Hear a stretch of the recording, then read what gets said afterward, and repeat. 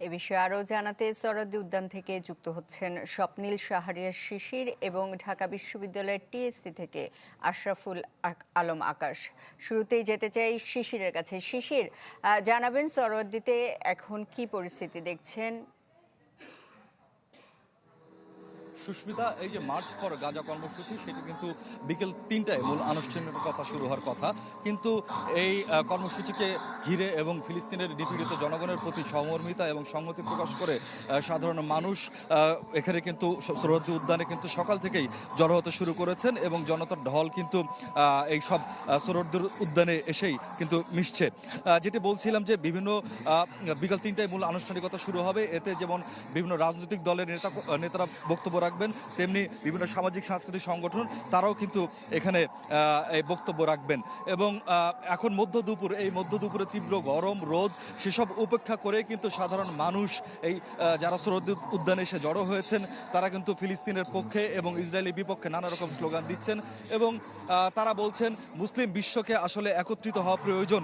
যে বর্বরতা চালানো হচ্ছে ফিলিস্তিনের জনগণের পক্ষে তার অবসানে জাতিসংঘ সহ অন্যান্য যে আন্তর্জাতিক সংস্থা রয়েছে সে সমস্ত আন্তর্জাতিক সংস্থার উপর তারা চাপ প্রয়োগের দাবি জানাচ্ছেন এবং পশ্চিমা বিশ্বের অনেক দেশই যারা ইসরায়েলের পক্ষে অবস্থান নিয়েছে তাদের থেকে সেই পক্ষ অবলম্বন থেকে বিরত থাকার আহ্বান জানিয়েছেন এবং বলছেন যে আজকে ফিলিস্তিনে কিন্তু নারী, শিশু, সাধারণ মানুষ, পুরুষ কেউই কিন্তু সেখানে জীবনের নিরাপত্তা নেই এবং বছরের পর বছর ধরে এই এখানকার ফিলিস্তিনবাসীর উপরে যে বর্বরতা চলছে সেই বর্বরতার অবসান তারা চান এবং অনেকেই কিন্তু ইসরায়েলি যে সমস্ত পণ্য রয়েছে সে সমস্ত পণ্য বয়কটের আহ্বানও কিন্তু জানিয়েছেন।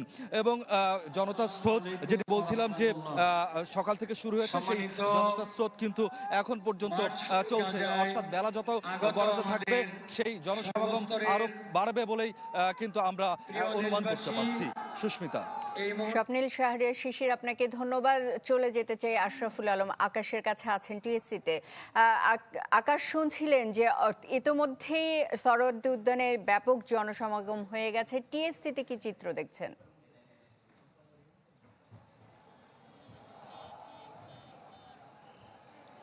সুস্মিতা, আজকে যে সরোয়ার্দী উদ্যানে যে সমাবেশ, সেই সমাবেশের পূর্বে কিন্তু বিভিন্ন স্পট থেকে ঢাকা শহরের র্যালি বের হবে আর র্যালিগুলো গিয়ে কিন্তু মূলত সরোয়ার্দী উদ্যানে জড়ো হবেন। সেই র্যালির পূর্ব প্রস্তুতি হিসেবে আপনি দেখতে পাচ্ছেন বিভিন্ন জায়গা থেকে ইতিমধ্যে কিন্তু আমরা দেখতে পাচ্ছি টিএসসির যে রাজু ভাস্কর্য এলাকা সেখানে কিন্তু অনেক মানুষের সমাগম হয়েছে।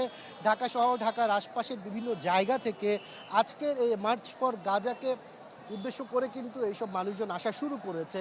প্রত্যেকের হাতে কিন্তু ফিলিস্তিনের পতাকা, যে যার মতো করে আজকের এই সভায় এখানে উপস্থিত হচ্ছেন।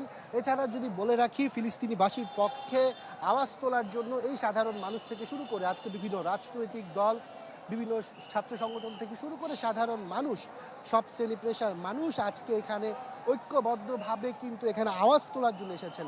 তাদের প্রত্যেকের মুখেই কিন্তু ফিলিস্তিনিদের পক্ষে, গাজার পক্ষে বিভিন্ন ধরনের স্লোগান আমরা শুনতে পাচ্ছি।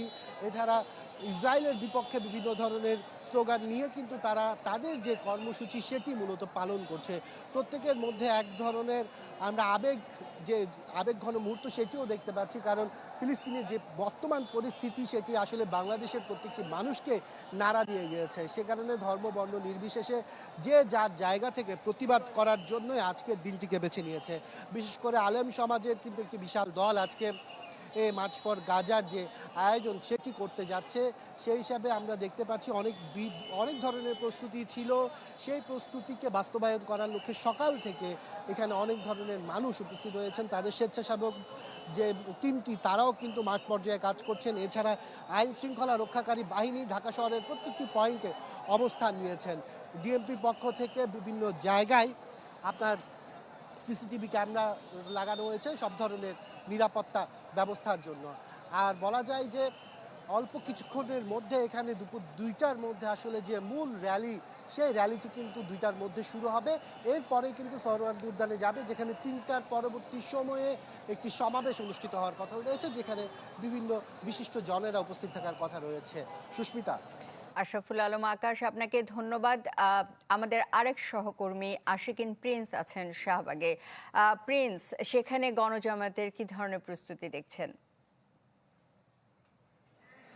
আর সুস্মিতা, মার্চ ফর গাজাতে অংশ নেবার জন্য হাজারো মানুষ রাজপথে নেমে এসেছেন এবং যারা এই মার্চ ফর গাজাতে অংশ নিতে চাচ্ছেন তাদের সবার হাতে রয়েছে প্যালেস্টাইনের পতাকা এবং সবাই ভিড় পায়ে মার্চ করে সোহরাওয়ার্দী উদ্যানের দিকে এগিয়ে যাচ্ছেন এবং তারা সবাই স্বাধীন ফিলিস্তিনের পক্ষে সংহতি প্রকাশ করছেন।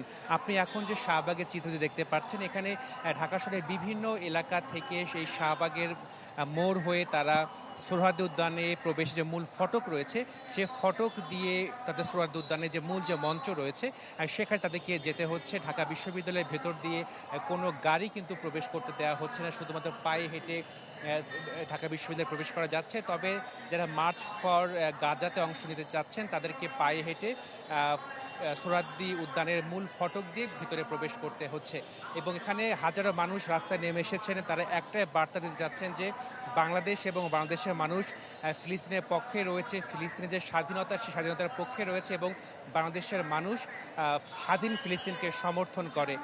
ইসরায়েলের পক্ষ থেকে যে জেনোসাইড করা হচ্ছে প্যালেস্তাইনের সাধারণ মানুষের ওপরে তার তীব্র নিন্দা জানিয়েছে বাংলাদেশের মানুষ। একই সঙ্গে যারা রাস্তায় নেমে এসেছে তারা বলছেন যে বাংলাদেশ যতটুকু সামর্থ্য আছে সেই সামর্থ্য অনুযায়ী যাতে গাজাবাসী বা পশ্চিম তীরে যারা বসবাস করছেন তাদের সহায়তা যাতে বিভিন্ন ত্রাণ সামগ্রী পাঠানো যায় সেই জন্য প্রয়োজনীয় ব্যবস্থা নেবার জন্য তারা সরকারের প্রতি আহ্বান জানিয়েছেন। একই সাথে বিশ্ব সম্প্রদায়ের প্রতি তারা আহ্বান জানিয়েছেন যাতে এই যুদ্ধ অতি দ্রুত বন্ধ হয়, সেজন্য যাতে বিশ্ব নেতারা প্রয়োজনীয় পদক্ষেপ গ্রহণ করেন। সুস্মিতা, আপনি জানেন যে এরই মধ্যে আইসিসি থেকে বেঞ্জামিন নেতানিয়াহু, যিনি ইসরায়েলের প্রধানমন্ত্রী, তার বিরুদ্ধে গ্রেপ্তারি পরোয়ানা জারি করা হয়েছে। একই সাথে আইসিজে থেকে যেটিকে বলা হয় বিশ্ব আদালত যেটি বলা, সেখান থেকেও কিন্তু বলা হয়েছে যে প্যালেস্তাইনে যে বোমা হামলা হচ্ছে, হত্যাযজ্ঞ হচ্ছে ইসরায়েলের বাহিনীর পক্ষ থেকে, সেটিকে জেনোসাইড হিসেবে আখ্যায়িত করা হয়েছে। তো সেই ক্ষেত্রে আন্তর্জাতিক বিভিন্ন আইন যেগুলো রয়েছে সেই আইন না মেনে ইসরায়েলি বাহিনী যে বর্বরচিত হত্যাযজ্ঞ চালিয়ে যাচ্ছে তার তীব্র নিন্দা জানিয়েছে বাংলাদেশের সাধারণ মানুষ। এবং আপনাকে জানিয়ে রাখি যে বিকেল ৩টায় মার্চ ফর গাজার যে মূল আনুষ্ঠানিকতা সেটি শুরু হবে। পরবর্তীতে বাইতুল মোকাররমের খতিব মাওলানা আব্দুল মালেকের দোয়া এবং মোনাজাতের মধ্য দিয়ে এই মার্চ ফর গাজা কর্মসূচিটি আজকে শেষ হবে। সুস্মিতা। আশিকিন প্রিন্স, আপনাকে ধন্যবাদ। এবারে সোহরাওয়ার্দী উদ্যান থেকে যুক্ত হচ্ছেন মাকসুদুন নবী। মাকসুদ, বিশ্ব মানবতা, মুসলিম উম্মাত অবশ্যই বিশ্ব মানবতার জন্য গভীর ক্ষত তৈরি করেছে এই ইসরায়েলের আগ্রাসন, ফিলিস্তিনিদের উপর যে নিপীড়ন হচ্ছে।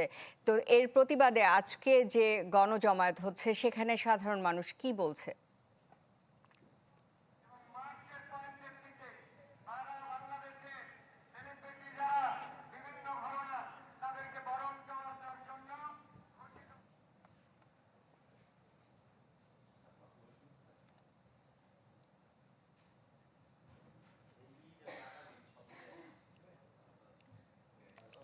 দর্শক, এই মুহূর্তে আমরা সংযুক্তি পাচ্ছি না, আমরা আবারও মাকসুদুন নবীর সাথে যুক্ত হবার চেষ্টা করব। দেশ জুড়ে তোলপাড় ওয়ালটন ফ্রিজ কিনে আপনিও হয়ে যেতে পারেন মিলেনিয়ার। মাকসুদুন নবীকে আমরা সংযুক্তি পেয়েছি। মাকসুদ, জানাবেন সোহরাওয়ার্দী উদ্যানের পরিস্থিতি। আজকের যে মার্চ ফর গাজা কর্মসূচি, সেই কর্মসূচি বাস্তবায়নের জন্য সব রকমের প্রস্তুতি এখানে সম্পন্ন হয়েছে। যদিও বিকেল ৩টায় আনুষ্ঠানিকভাবে এই মার্চ ফর গাজা কর্মসূচি শুরু হবে, দুপুর ২টায় শহরের ৫টি পয়েন্ট থেকে শাহবাগে এসে মিলিত হবে লাখো জনতার ঢল। কিন্তু আমরা দেখতে পেয়েছি ভোর থেকে এখানে মানুষ জমায়েত হচ্ছে, দূর দূরান্ত থেকে আমরা দেখেছি ঢাকার বাইরে থেকে অনেক মানুষ এখানে জমায়েত হয়েছে দূরপাল্লার বাস নিয়ে। এখন পর্যন্ত বলা যায় সোহরাওয়ার্দী উদ্যানের যে তাদের মূল মঞ্চ থেকে সামনের যে উদ্যানের অর্ধেকটাই মোটামুটি ভরে গিয়েছে জনসমাগমে। প্রত্যেকের হাতে জাতীয় পতাকা এবং ফিলিস্তিনের জাতীয় পতাকা আমরা দেখতে পাচ্ছি। এবং এই সমাবেশকে কেন্দ্র করে কিংবা এই মার্চ ফর গাজাকে কেন্দ্র করে যেন কোনো ধরনের বিশৃঙ্খলায় কেউ জড়িয়ে না পড়ে এবং উস্কানিমূলক কোনো কথা এবং কার্যক্রমে যেন কেউ পা না দেয়, সেদিকে বারবার আহ্বান জানানো হচ্ছে। আপনি জানেন যে প্রথমবারের মতো এটি এমন একটি কর্মসূচি যেখানে বাংলাদেশের মোটামুটিভাবে সব রাজনৈতিক দল, বিভিন্ন সাংস্কৃতিক, সামাজিক এবং ধর্মীয় সংগঠনের নেতারা এখানে মিলিত হবেন এবং যারা ফিলিস্তিনের স্বাধীনতাকামী মানুষের পক্ষে ন্যূনতম অনুভব করেন তারা প্রত্যেকেই এখানে আসছেন এবং গত কয়েকদিন ধরে ঢাকা সহ দেশের বিভিন্ন জায়গায় যে ফিলিস্তিনি জনগণের পক্ষে, ফিলিস্তিনি স্বাধীনতাকামী মানুষের পক্ষে যে আন্দোলন হচ্ছে, যে প্রতিবাদ হচ্ছে, তারই অংশ হিসেবে কিন্তু আজকের এই কর্মসূচি।